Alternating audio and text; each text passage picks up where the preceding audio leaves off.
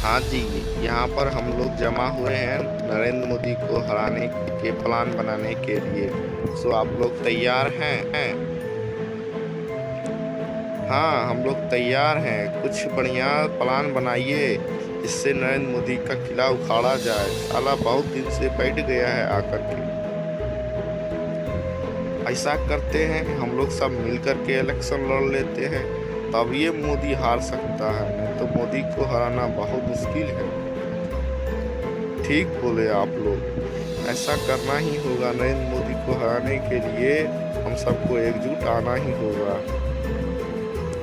विपक्षी एकता जिंदाबाद, विपक्षी एकता जिंदाबाद, विपक्षी एकता जिंदाबाद, विपक्षी एकता जिंदाबाद।